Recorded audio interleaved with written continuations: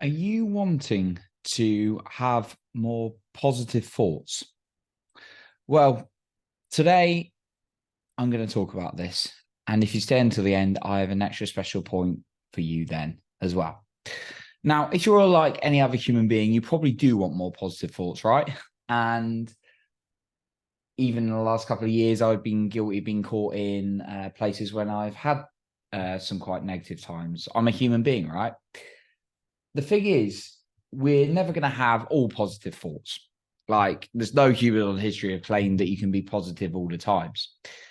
The way in which the place in which we can be, we can change the majority of the time. We can change, though, through some things we do. And I'm going to give you some practices. Now, of course, there may be things like a certain circumstance from a person or situation that therefore impacts your ability to have positive thoughts, because you're going to go through spells when they're hard, right? I'm not denying that.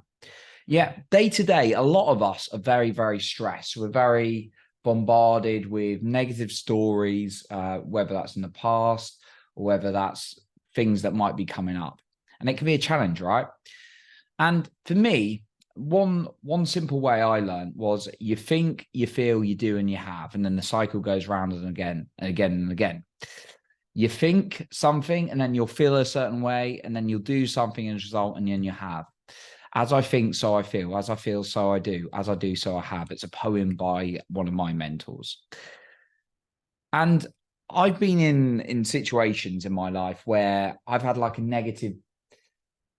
maybe a negative bias from the past in my head, or perhaps negative thoughts towards something, and I've acted a certain way and it's just resulted in negativity, and I had to do things to change it, right? Whether that was a relationship with someone, I mean, all kinds of relationships, or in the workplace or whatever, or it's just like my own thoughts and some kind of action I did or didn't take in my business, for example.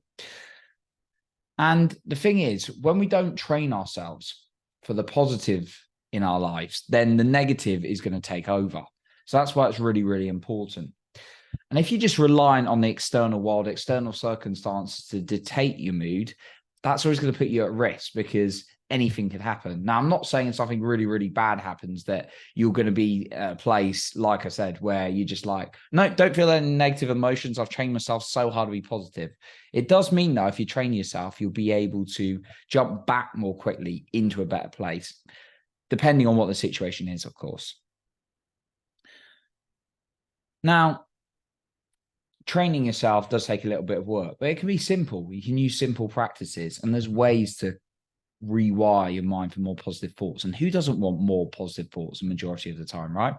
So how is it helping you by just doing the same things again and again, thinking the same way and getting the same results? If you're anything like me, I would just get into negative thoughts. I'd feel negative. I do not bad, terrible things, but like to other people, but I do things that would just not help my situation.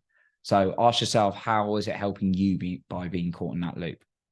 So let's go through some practical tools here in terms of or processes here so you can think more positive. The first one, list all your current challenges down on a piece of paper and just get honest with yourself. And the best way, if I'm honest with this, is just to have a coach. Like, I have several coaches.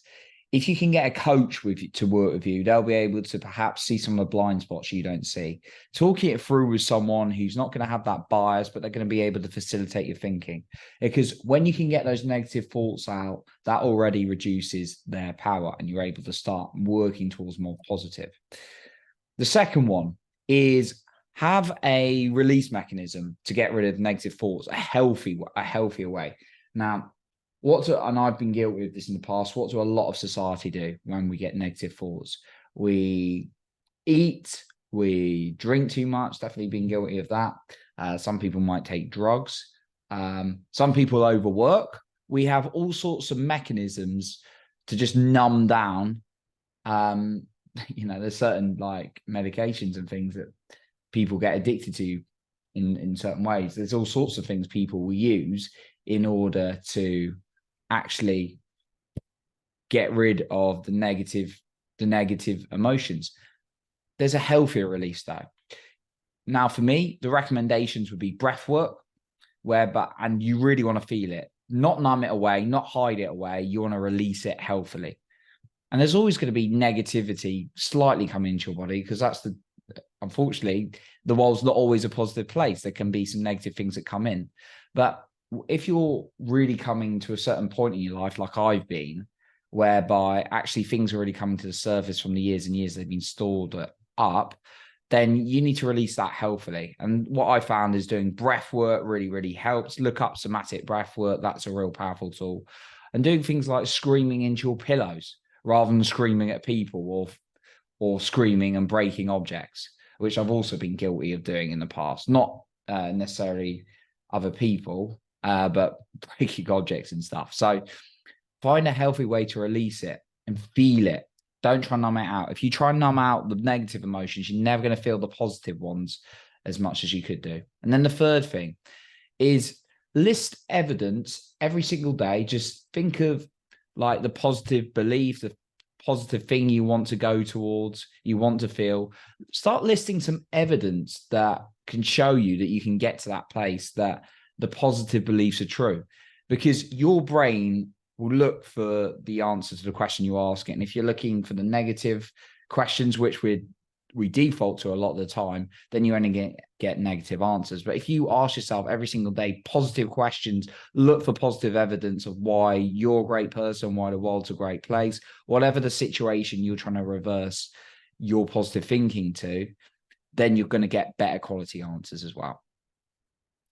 So I want to give you a bonus point as well. And this is, everyone's got, pretty much everyone, well, most people who'll be listening to this will have a smartphone, because you're probably listening to this on a smartphone, right? Use your smartphone for good rather than being distracting. Now, it's always going to distract us to some degree, I believe, but here's a practical way to use it. Use your notes and write down on it what you're going to do when you get into perhaps a more negative, challenging time. I've got that on mine, and it's like I've got my stage one, that if I start getting some negative thoughts, what I'll start doing is questioning them and then reversing the questions. If they're a bit more intense, if I've gone for a hard situation, I will get out, I will move, I will go for a walk, I might go to the gym, I might jump up and down, and then I'll try and connect myself to more positive thoughts again.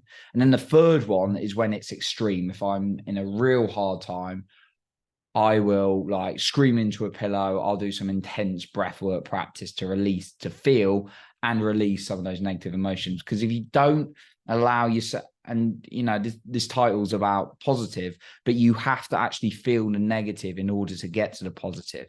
And lots of human beings numb it down. We try and get rid of it, whether that's through food, whether that's through alcohol, whether that's through drugs, or, you know, other seen addictive behaviors, right?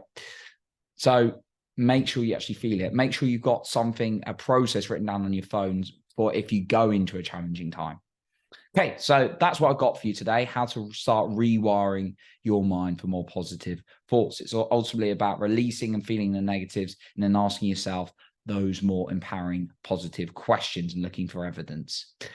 So that's what I've got for you today. I appreciate you for being here. You're improving other people's lives by being the best you.